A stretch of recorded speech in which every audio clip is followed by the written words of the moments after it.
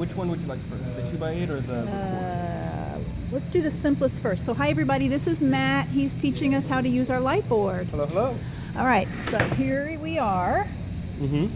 So we're in our 2x8 mode at the moment. So this allows us to crossfade between two preset scenes. So we can set up a scene to act at the moment, and then we can preset one to be ready to go when we change. So we are currently in our X scene while our crossfaders are at the top. And if we fade down, then we fade into our Y scene, which is the lights that are on the bottom. We see the indicator of what's on in our top lights up here. It is in sync with the bottom, versus when we go to the top, our upper lights are on in sync with the top faders. And that's in 2x8 mode? That is 2x8 mode. We can see our mode indicator over here. To change that, we just push the button, and we are now going to explain 8x8 mode. So 8x8 mode will allow us to program a scene in our upper, and then we can push the record button and come down to a bump button and record that look onto the button. So this allows us to return to the look with just using You had both your X light. and Y up. We just need the X up. Good to remember. I know I'm going to forget that. All right, And now we can go directly to the scene just by moving the single fader. So we can record a second scene with it by recording N2, and this will allow us to crossfade directly between two scenes without having to mess with our crossfaders over here. We just use the faders. Just do it manually? Down low. Correct. Great. And then for a blackout between crossfades, you just use your master. I would just use the master to take it all the way down, change your scene, and then fade back up.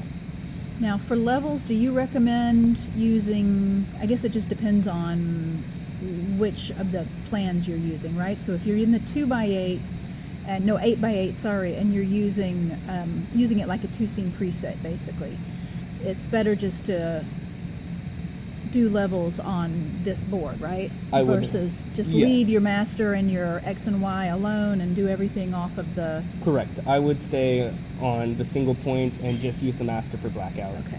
That way you'd eliminate causes of weird levels. Now, if you're on 8x8, you don't actually use the top board at all, right? Correct. Once everything's programmed, you're only using the bottom board. Correct. Okay.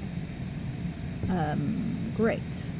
And then you also have a blackout button, so if you need a fat blackout. Straight to blackout. Right. And as long as the light is on, it is enacting the blackout, and you can snap back up by pressing it. Okay, cool. And then anything else you can tell us about these 4 little buttons down here? Full on will turn on all your lights in a flash. It's just when you're pressing it, they're all on. When you're off, they're all off.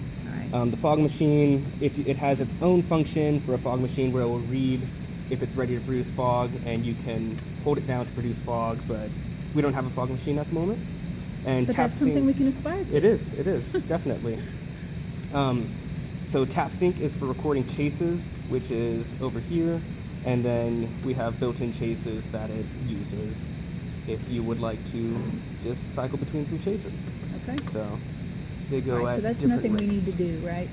So what does tap sync do in relationship to the chases? Tap sync is for when you're recording your own chases with these. See.